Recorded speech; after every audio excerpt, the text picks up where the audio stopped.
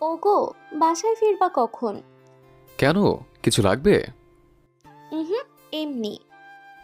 ও আচ্ছা। এই শোনো শোনো। কি?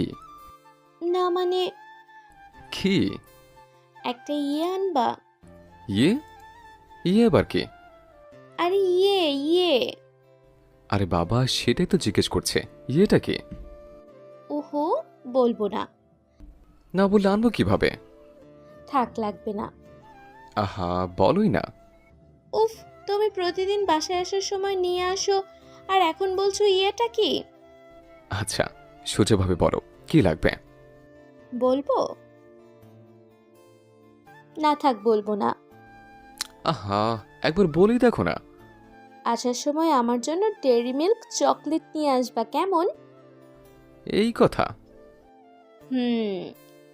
কি এক স্বভাব পেয়েছো বাচ্চাদের মতো। হুম, আমি এখনো বাচ্চা, ওকে? কদিন পর নিজের কোলে একটা বাচ্চা আসবে, আর উনি এখনো নিজেকে বাচ্চা দাবি করে। চুপ ফাজিল, একদম মাইর দিব। খালি পচা কথা বলে। এটা পচা কথা? পচা কথা। আমি এখন বাবু নিতে চাই না। এখন নিলে সমস্যাটা কি? আরো 1 বছর পর নিব। কিন্তু কেন? আমি এখনো বাচ্চা, আর একটা বাচ্চার কোলে তুমি অন্য একটা বাচ্চা কিভাবে দিবা বলো? সো এখন আমার ধারের কাছেও আসবে না বলে দিলাম। তুমি বাচ্চা?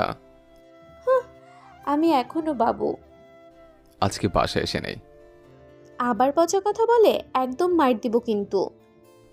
আজ রাতে বাসায় এসে নেই, তারপর পচা কথা কি সেটাই বোঝাবো। আমি রাতে আম্মুর সাথে ঘুমাবো তাহলে। এহ, বললে হয়ে গেল। রাতে বাসায় এসে নেই, দাঁড়াও। চুপ, খালি দুষ্টুমি। দুষ্টুমি ছাড়া একটা কিচ্ছু বোঝে না, ফাজিল একটা। বুঝতে চাইও না।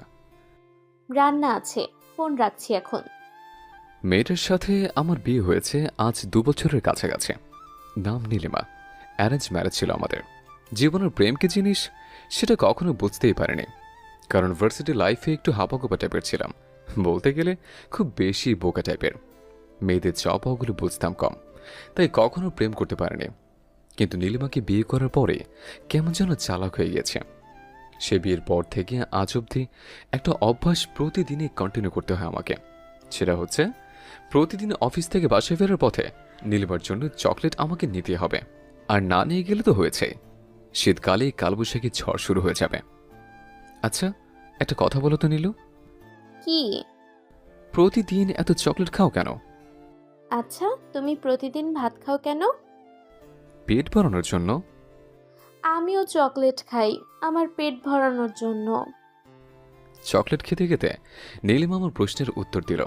চকলেট খেলে মানুষের পেট ভরে, সেটাই প্রথম শুনলাম আমি। চকলেট খেলে কারো পেট ভরে? আর কারো পেট ভরে কিনা জানি না, তবে আমারটা ভরে। অদ্ভুত অভ্যাস তোমার। সারাদিন বাসায় একা থাকি, তাই চকলেট খেয়ে দিন পার করি। ভাবছি তোমাকে একটা জীবন্ত পুতুল এনে দেব। পুতুল আবার জীবন্ত হয় কখনো? হায় হায়, এই পুতুলটা সারাদিন ঘরের এক কোণা থেকে অন্য কোণে ঘুরে বেড়াবে, দৌড়াদৌড়ি করবে, দুষ্টুমি করবে।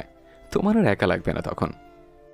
এতক্ষণে তোমার কথার মানেটা কি তা বুঝেছি। এই ছোট কথাটা বুঝতে এতক্ষণ? তোমার মতলব আমি বেশ ভালোই বুঝি। সবই হচ্ছে কাছে আসার ধান্দা।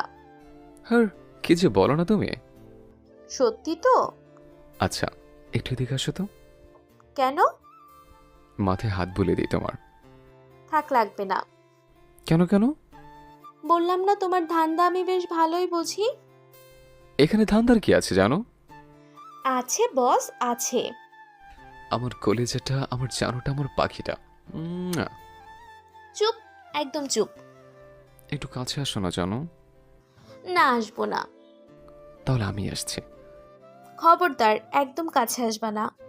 বউয়ের কাছে আসতে সমস্যা কি? দাঁড়াও, আম্মুকে ডাক দেই। এই থাক থাক, লাগবে না, আমি চলে যাচ্ছি। এই তো লক্ষ্মী ছেলের মতো কথা। ইমোশনাল ব্ল্যাকমেল পরে বুঝাবো তোমাকে। কচু বুঝবা তুমি। যাও, ভাগো। যতবারই মধুর কণ্ঠে বউর কাছে একটু আদর করতে চেয়েছে, বউ আমার ততবারই তেলে বেগুনে জ্বল উঠেছে। আমার একটা আফসোস, জীবনে বউয়ের মুখ থেকে গ্রামীণ ফোনের মতো কখনো বলতে শুনলাম না, চলো বহুদূর। ভাবছি আরেকবার বিয়ে করব। কি বললা তুমি? বললাম আরেকবার বিয়ে করব। বিয়ে। বিয়ে করবা? হ্যাঁ, করব। আচ্ছা তুমি দাঁড়াও, আমি একটু আসছি।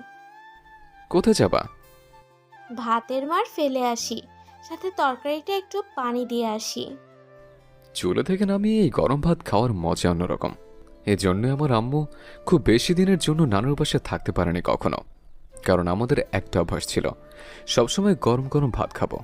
এক বেলার ভাত অন্য বেলায় খাবো না, প্রত্যেক বেলায় ভাত রান্না করে তারপরই খাবো। বাজ অভ্যাস বলা চলে অবশ্য। এই যে জনাব। বউয়ের মধুর কণ্ঠস্বরের ডাকে মুচকে একটা হাসি দিয়ে দরজার দিকে তাকালাম।